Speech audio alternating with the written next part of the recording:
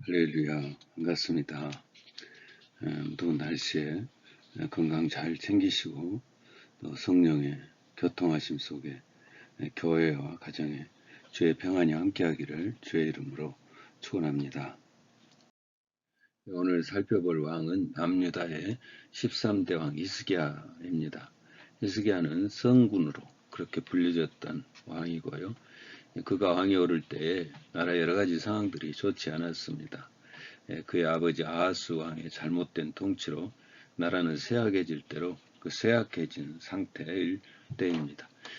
아버지 아하스를 좀 말씀드리면 이스라엘 역대 왕들 중에서 정말 악한 왕이고 가장 악한 왕이라고 할 수 있는데, 아하스는 하나님을 아예 찾지도 않을 뿐 아니라 에돔의 우상을 숭배하면서 자식들을 잡아 바치는 그런 우상에 빠졌고, 또 아수르가 섬기는 신전을 본따서 예루살렘에다가 세우고 성전에 있는 기물들을 가져다가 우상 신전에 배치하면서 백성들까지 섬기게 하는 아주 몰상식하고 파렴치한 왕이었습니다. 이런 아하스를 이제 하나님께서 징계하시죠. 아람과 북이스라엘을 침략하게 하고 또 에돔과 블레셋이 침략해서 땅을 빼앗아가고 많은 백성들이 죽고 잡혀가고 나라를 빼앗기고 아수르의 도움을 요청했는데 오히려 아수르가 유다를 침략하고 그러면서 약 16년 동안 또 조공을 받아 챙기고, 그러니 나라에 무슨 좋은 것이 있겠습니까? 이런 상황이 25세 청년 히스기야가 왕위에 오를 때의 상황이었습니다. 낭망할 만하죠. 근데 히스기야가 이런 상황 속에서도 결코 좌절하거나 낭망하지 않고 하나하나 개혁을 하면서 쓰러져 가던 그 유다는 다시 부활의 기지개를 켜고 새로운 나라로 거듭나게 됩니다. 성경은 히스기야의 시작을 이렇게 이야기하고 있습니다. 역대하 29장 1절 2절 히스기야가 왕위에 오를 때 나이가 25세라 예루살렘에서 29년 동안 다스리니라. 그의 어머니의 이름은 아비야요 스가랴의 딸이더라. 히스기야가 그의 조상 다윗의 모든 행실과 같이 여호와의 보시기에 정직하게 행하였다. 어머니의 이름이 나온다는 것은 어머니가 히스기야의 영성에 영향력을 행사했다는 그런 내용이 되죠. 그리고 다윗의 행실과 같았다라는 말은 다윗의 길로 갔다라는 말과 같습니다. 그래서 다윗의 그런 신앙의 모습을 따르고 본받고 또 다윗이 예배드리는 것처럼 예배드리고 기도하고 말씀에 순종하고, 그래서 히스기야를 하나님께서 칭찬하시죠. 보시기에 정직하게 행하였더라. 히스기야가 이렇게 하나님 앞에 인정을 받게 된, 정직하게 행했다라고 그렇게 칭찬을 받게 된 그 이유가 뭘까요? 첫째는 성전 정화에 있습니다.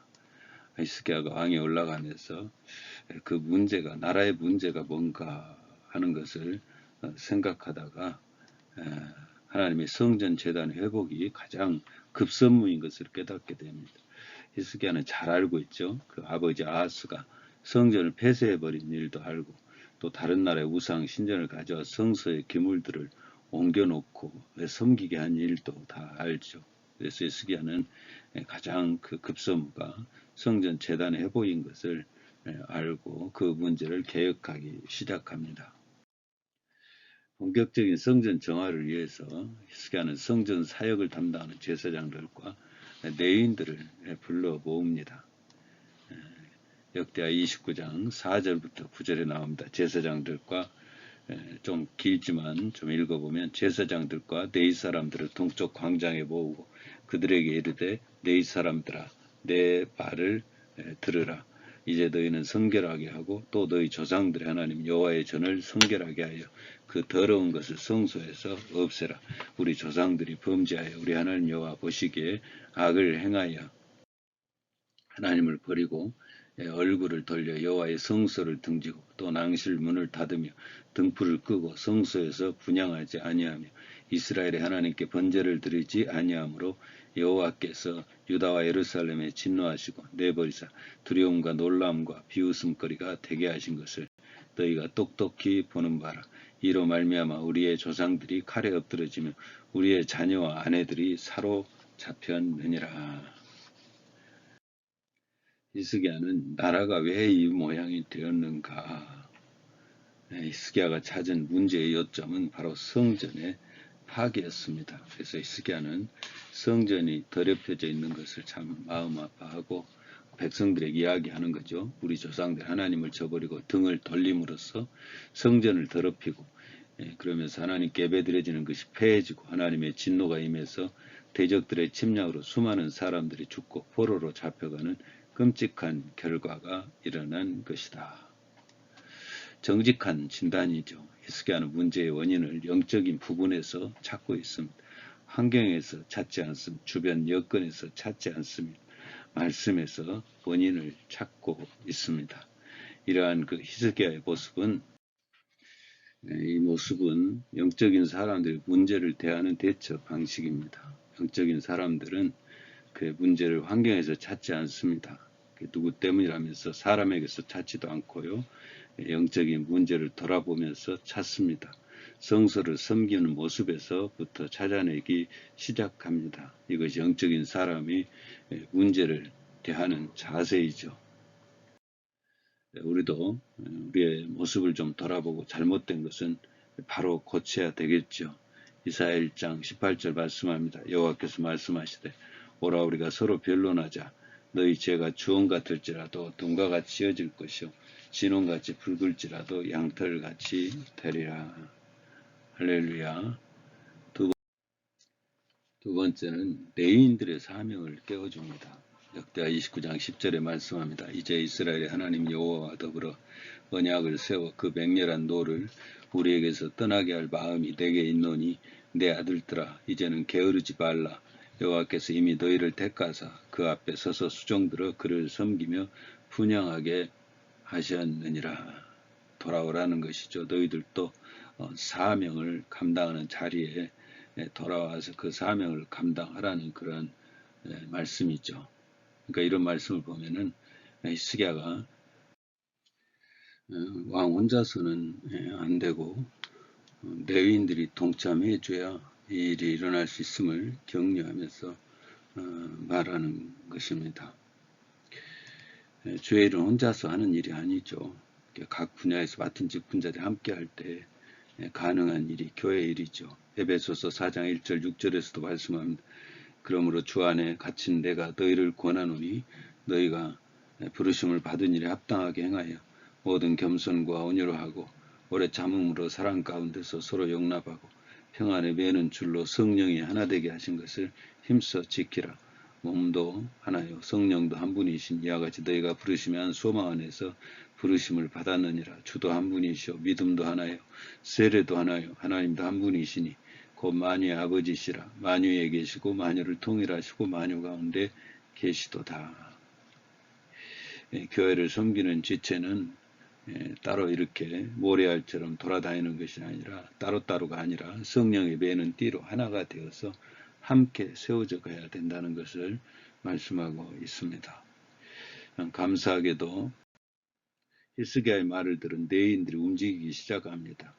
레위 자손들 가운데 14명의 지도자들이 그 형제들을 모아놓고 성전 정화에 대한 당위성을 이야기하고 이제 행동하기 시작합니다. 그래서 성전에 더럽혀진 기구들을 씻어내고 황폐된 성전 내부를 수리하고 청소하고 역대하 29장 15절 16절에 이렇게 말씀하고 있습니다. 그들이 그들의 형제들을 모아 성결하게 하고 돌아가서 왕이 여호와의 말씀대로 명령한 것을 따라 여호와의 전을 깨끗하게 할세 제사장들도 여호와의 전에 들어가서 깨끗하게 하여 여호와의 전에 있는 모든 더러운 것을 끌어내어 여호와의 전 뜰의 이름에 네이 사람들이 바다 바깥 기드론 시내로 가져갔더라. 이 일을 1월 1일에 시작해서 16일에 마치게 됩니다. 그래서 8일 동안은 성전 낭실, 즉 현관을 깨끗하게 하고 8일 동안은 성전 내부를 또 정결케 하고 이런 일들을 이제 당시 성전을 돌보도록 명을 받은 레위인들을 통해서 하고 있는 모습입니다. 성전 정화도 하나님의 말씀대로 하나님의 법도 안에서 행하는 것입니다. 조급하다고 아무나 세우면 안 되죠. 그래서 교회 직분도 점검되고 확인된 자들만 세우게 되어 있습니다. 교회 일꾼을 세울 때 디도스 1장 5절 9절에 보면 이렇게 말씀합니다. 내가 너를 그레데에 남겨둔 이유는 남은 일을 정리하고 내가 명한 대로 각 성의 장로들을 세우려 함이니 책망할 것이 없고 한 아내의 남편이며 방탕하다는 비난을 받거나 불순종하는 일이 없는 믿는 자녀를 둔 자라야 할지라. 감독은 하나님의 청지기로서 책망할 것이 없고 고집대로 하지 아니하며 급히 분내지 아니하며 술을 즐기지 아니하며 구타하지 아니하며 더러운 이득을 탐하지 아니하며 오직 나그네를 대접하며 선행을 좋아하며 신중하며 의로우며 거룩하며 절제하며 및 말씀의 가르침을 그대로 지켜야 하리니 이는 능히 바른 교훈으로 권면하고 거슬러 말하는 자들을 책망하게 하려 함이라. 그래서 히스기야가 성전 정화를 레인들로 하여금 감당하게 하는 것처럼 우리도 교회 일을 직분자들을 세웠으면 물론 세울 때도 정말 성실하고 성령에 충만하고 믿음이 있는 종들을 세워야 되겠지만은 세웠으면은 그들로 하여금 일할 수 있도록 그들에게 일정 분량을 정해주는 그런 모습도 소중하죠. 세 번째로 히스기야가 한 일은 예배의 회복에 있습니다. 역대하 29장 20절에 보면 성전 정화가 이루어진 뒤에 히스기야가 성수에 올라가 예배드리는 장면이 나옵니다. 히스기야 왕이 일찍 일어나 성읍의 기인들을 모아 여호와의 전에 올라가서 수송아지 7마리와 순양 7마리와 어린 양 7마리와 순염소 7마리를 끌어다가 나라와 성수와 유다를 위하여 속죄 제물로 삼고 아론의 자손 제사장들을 명령하여 여호와의 제단에 드리게 하니 이에 숫소를 잡으며 제사장들이 그 피를 받아 제단에 뿌리고 또 순양들을 잡으며 그 피를 제단에 뿌리고. 히스기야는 예배의 그 회복을 위해서 세 가지의 제사를 드리고 있는 모습이 나오는데요.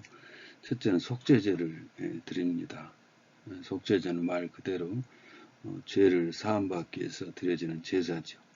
히스기야는 아버지 아하스 왕 때 그 지은 죄를 속죄하기 위해서 각각의 제물을 7마리씩 드리고요. 그리고 자신과 회중의 죄를 위해서 그 순념수에 안수하고 속죄제를 드리고 그 제물을 불에 사릅니다.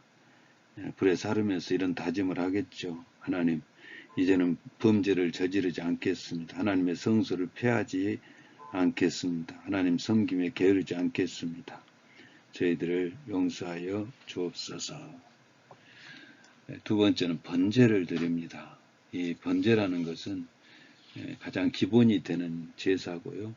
희생제물을 완전히 태우면서 헌신을 다짐하는 제사가 바로 번제의 특성입니다.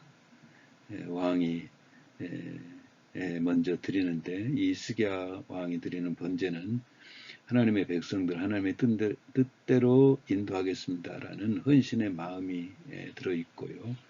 네이 제사장들이 또 번제를 드리게 되는데 이 네이 제사장들이 드린 번제에는 평생 동안 하나님의 성소를 떠나지 아니하고 성소에서 헌신하겠습니다라는 그런 다짐이 있는 제사가 바로 레위인들이 드린 번제고요. 세 번째로 또 예배 회복을 위해서 감사제인 화목제를 드립니다.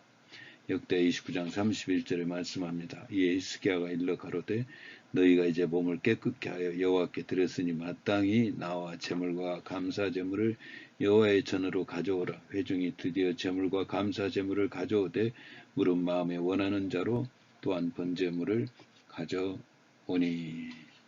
이 화목제, 감사제가 어떤 특성이 있냐면 성경에서는 화목제로 나오는데 이 화목제가 어떤 제사냐면 하나님과 관계를 좋게 하기 위해서 회복을 원해서 드리는 제사가 화목제입니다. 그러니까 속죄제하고는 또 다른 그런 차원이 있어요. 속죄제는 자신의 제사함 받기에 드린 제사라면 감사제는 하나님과의 관계, 더 깊은 관계를 위해서 더 좋은 관계를 위해서 드린 예배입니다. 그러니까 우리가 누군가와 관계를 좋게 하기 위해서는 뭔가 가져다 주면서 이렇게 또 함께 같이 또 좋은 관계를 회복하려고 하지 않습니까? 그러니까 그 재물이 바로 그런 의미가 있어요. 감사제. 하나님 그동안 하나님을 멀리해서 죄송합니다. 하나님께 더 가까워지기를 원합니다. 하나님께 더 은혜 받기를 원합니다. 하나님 저에게 은혜를 내려 주옵소서.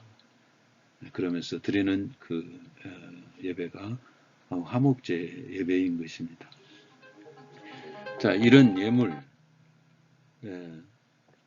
번제, 또 속죄제와 감사제, 화목제 얼마나 많은 예물을 드렸냐면은 그 제물을 처리할 제사장들이 부족했다고 합니다. 역대하 29장 34절에 보면 이렇게 기록되어 있습니다.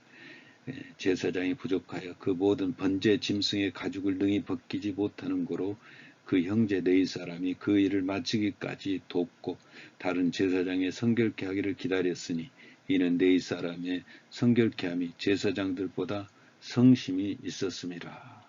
정말 진실되게 그렇게 하나님 앞에 예배드리고 돌아왔던 것이죠. 정말 놀라운 변화 아닙니까? 아버지 아하스 왕 때는 하나님을 거론조차도 하지 않았는데 우상 섬기고 다른 나라의 신전 보고 와서 만들고 하나님을 섬겼던 기구들을 갖다가 그 우상 섬기는 그 제단에 쓰여지게 하고, 그런데 히스기야가 왕위에 오르더니 성전부터 정하고 레위인들을 구별해서 세우고 또 예배를 회복하면서 오직 하나님을 섬기는 나라로 회복시킨 것입니다. 대단한 일이죠. 이러한 일련의 일들에 대해 성경은 이렇게 이야기하고 있습니다. 역대하 29장 35절 이와 같이 여호와의 전에서 섬기는 일이 순서대로 갖추어지니라. 이 일이 갑자기 되었을지라도 하나님이 백성을 위하여 예배하셨음을 인하여 히스기야가 백성으로 더불어 기뻐하였더라. 아멘. 말씀을 정리하고 맺습니다. 히스기야가 하나님을 섬기고 나라를 부흥시킬 수 있었던 것은 나라의 문제, 하나님을 예배하지 않음에 있음을 잘 알았고, 그는 예배를 회복하기 위해서 성수와 예배의 자리를 회복하고 회복된 성수에서 정성을 다해 하나님께 제단을 쌓았기 때문입니다. 이때 하나님께서 그의 모습을 받으시고 기뻐하시면서 과거를 다 뒤로하고 그의 섬김을 통하여 하나님의 은혜를 그들에게 허락해 주신 것입니다. 이러한 회복이 우리들에게도 있게 되기를 주의 이름으로 축원합니다.